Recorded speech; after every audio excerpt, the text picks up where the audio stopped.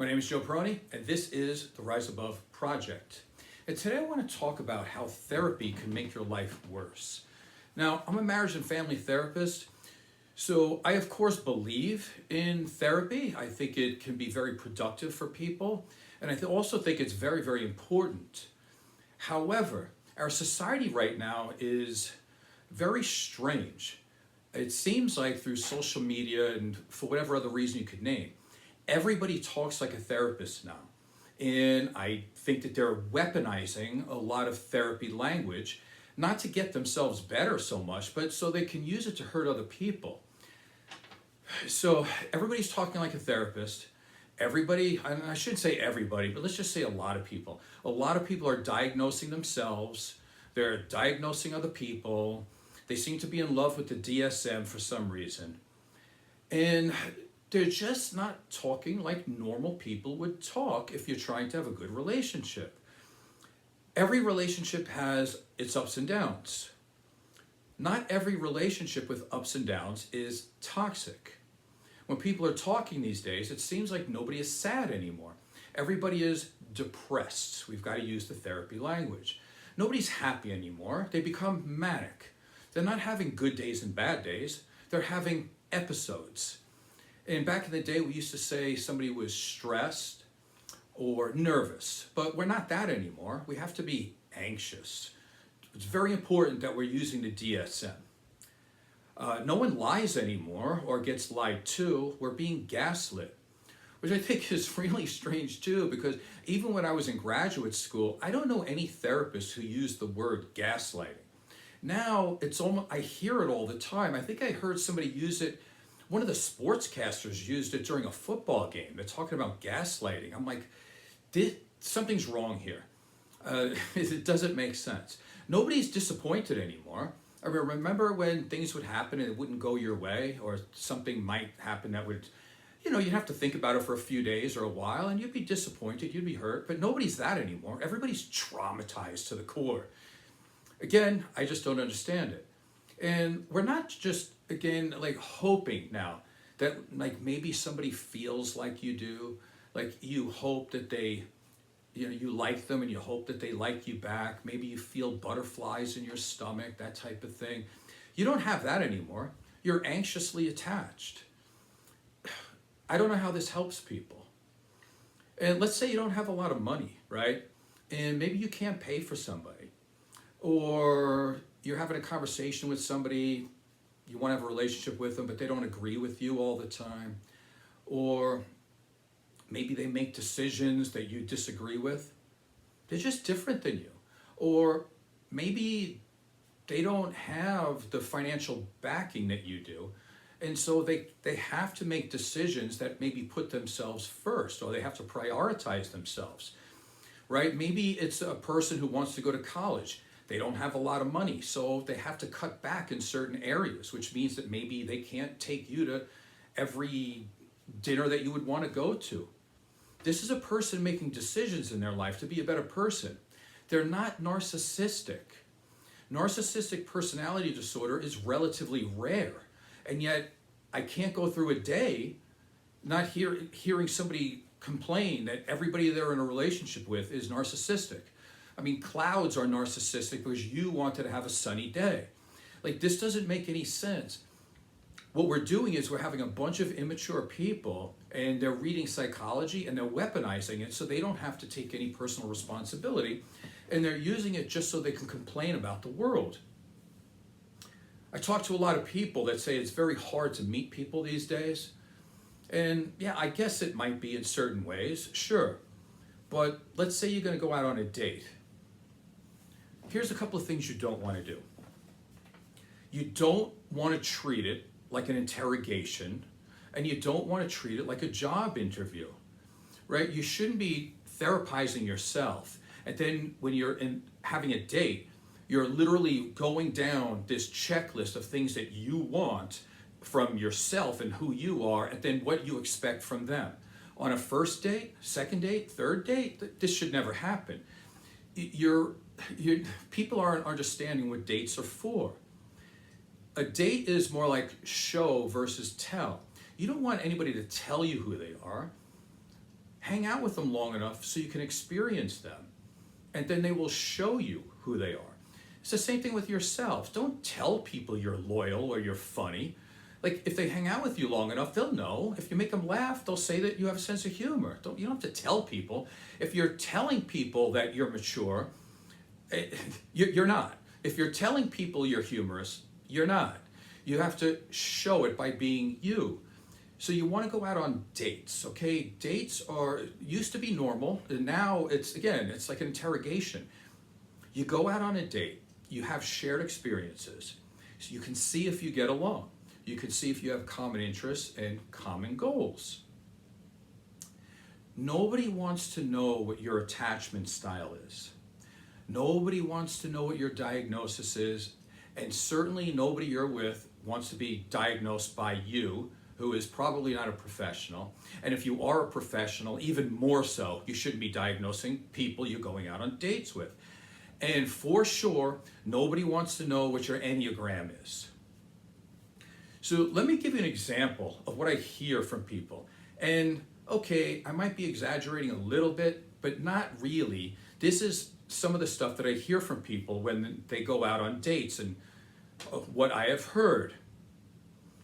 So picture you're having dinner with somebody and you hear this. I have an anxious, preoccupied style of attachment, which is correlated to my generalized anxiety disorder. However, if you choose to share your location with me on your phone, it makes me feel securely attached because I need to know exactly where you are every second of every day. I will also need to monitor every person you speak to, and I need to know all of your personal and social media friends. In addition, as an ENFP, I enjoy exploring new ideas and possibilities. As a type 9, I value harmony and peace. But of course, this can only happen if our trauma stories match and you learn appropriate active listening skills.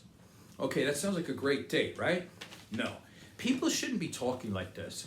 And I see all these posts on Facebook and everything else, and they literally kind of talk like that. And the funny thing is, I'm around therapists all the time. They don't talk like that. So I'm wondering why this is happening, right? It doesn't make any sense, but let's make it stop, okay? Let's talk about boundaries for a second. This is a very therapeutic approach. You can create boundaries in relationships, but again, it's being weaponized, and of course, as weapons are, they use them in the wrong ways.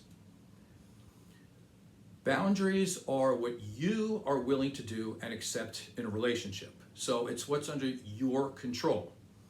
So in other words, you can say, in your boundary is, you do not take phone calls after 10 p.m. That's your boundary. You can't tell people, well, you can, I guess. You can say, don't call me after 10. You can do that. But there's other boundaries you can make where they are putting a boundary around you, what you do. Because if the boundary is that you're trying to coerce, manipulate, and control other people, that's not a boundary. Boundaries aren't that you're putting fences around other people and telling them what to do and how to act. That's not a boundary. Okay, so we have to understand what a boundary is. Boundaries have nothing really to do with other people. It has everything to do with you. So you can't say, so-and-so doesn't respect my boundaries. No, you're the person putting the boundary on you. So either you respect your boundary or you don't, right? Like, let's say you have to get up at 4:15 in the morning. Somebody says, hey, do you want to do this at 11 o'clock at night? Okay, they're not running through your boundary. Your boundary is that you have to get up in the morning, so maybe you don't want to go out all night long. So the boundary for you is to say, no, I need to be in bed by such and such time. That's what I do. Also about boundaries. If you are in an abusive relationship, it would make sense that you would want to have rigid, uncompromising boundaries. However, look what I just said. You shouldn't be in an abusive relationship, right? Let's just say that up front. But let's say somebody is. Then rigid boundaries, uncompromising, would make sense. However, this is not the way boundaries are being used. A lot of times when we're dealing with friends or family, what we're dealing with is you're having a lot of people say, well, my boundaries are going to be rigid. They're going to be uncompromising. You can do that because if your self-esteem is attached to you being like that. However, let me just tell you the honest truth about it. If you're going to have rigid, uncompromising boundaries, you're going to be single and alone the rest of your life. Because good relationships are a give and take and has a lot to do with compromise. So if you're going to read boundaries as you're going to make this hard line that you're not going to allow yourself to cross for anybody, and they have to do what you want, that everybody else around you has to only do what you want, you're not going to have much of a life, and you're not going to have this thing that we used to call friends. That's another thing that when I talk to a lot of younger people, it's just amazing to me how many of them, when the weekend comes along and they don't have, let's say, responsibilities, how many of them hang out with friends. I would say very rarely that they actually do that. They're not going out. They're not hanging out. They're not having any type of social life. So again, I think most of life's problems, anxiety, depression, attachment issues, if you want to talk about that, gets solved with a person acting like a human, which would mean take care of your body, eat right, do some exercise, do something artistic, do some reading, do some writing, be social, talk to people, listen to music, be like a normal human being, and that would solve most of the problems that we're talking about here. Instead of reading through the DSM, looking for the next symptom that you can have, then go out and actually do something. It's like a skill in let's say a physical activity. Let's say a free throw, right? You're trying to get the ball in the basket. If you miss a couple of times, you can make adjustments to figure out how to get the ball through the net, right? You might have to, I don't know, do whatever skill that you would have to do to change to make that better. It's the same thing. If somebody is anxious, why lean into the anxiousness? Figure out what you can do to make it better. And usually it's through some type of action. The same thing with depression. It's usually some type of action. As a matter of fact, not usually, it's always some type of action. And somebody's going to tell me, oh, I'm too anxious to do something. I get nervous and scared. Right, that's the point. I talked to a couple of people in the last month or so that their parents actually have an IEP for them, right? They have a special type of, they go to school, but their program is different. It's written up different for them because they don't want their kid to go up in front of the class to do a speech. Why? Because they have anxiety. Well, that's the point. That's why you do go up in front of the class. So by not allowing the kid to do that, and by literally stepping in the way of teachers, and by the way, the teachers have no spine either because they go along with this garbage, then there's going to be kids who are nervous, have anxiety, they're scared, and they don't want to do public speaking, and now they're told they don't have to do it if it bothers them. That's the exact wrong thing you want to do. You want to expose them to what makes them anxious. It's the same thing with depression. People get depressed, like, I'm too depressed to do anything. Well, that's the point. Now you're supposed to do something because you can do something. If you tell a depressed person to do something, they're going to argue with you. All of a sudden, they're going to develop all of this extra energy to fight, to say, no, I'm not going to do this. I'm not going to do that. I will not do that. You can't make me go for a walk. You can't make me call a friend. Okay, but all that extra energy to say no, that they can't do something, is really interesting. Because if they used half of that energy to actually do something positive, they wouldn't be depressed anymore. Moving on. The show's 14 minutes. Let me finish up with this, because I see this a lot too. I could probably do this all day long, but let me just give you one more. Not every word or sentence needs to be processed, right? Your partner, your mother, your father, your son, your daughter, they're not your client. They don't need to process every single word. Here's an example. So if your partner asks you, how many packages of Equal do you need in your coffee? You don't need to have 3 hours of processing to understand why they didn't remember how many packages of Equal you had the day before, right? Like, or you're not listening to me, you're not validating me. This is not something that anybody should have a disagreement about. Maybe your partner was just trying to see if you wanted to make a change. That's it. You don't have to read into it. Maybe they were just asking because it's polite, right? You don't have to go, oh, well, why don't you remember the exact amount of packages of Equal I had before? Because you don't listen to me. And now that you're not listening to me, I just feel so invalidated and so betrayed by you're just so disrespectful of me. Like, why do people talk like this now? Can't we just have normal conversations?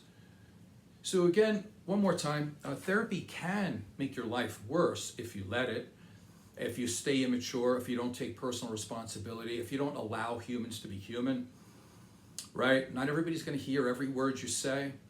It's not something personal to you. And by the way, you don't remember everything either. And in terms of active listening skills, listen, somebody could be watching a football game on TV. They say something, somebody else says something, they have to ask you again, whatever it is. Listen, you're just having a good time in the middle of having a party, for example. We don't have to process everything. And stop using therapy words, because even that, if you want to use the word trigger, it triggers people because they know that they're being therapized. Nobody wants their partner to be their therapist. It doesn't feel good. Anyway, my name is Joe Peroni. This is the Rise Above Project. Please subscribe and tell a friend. Thank you.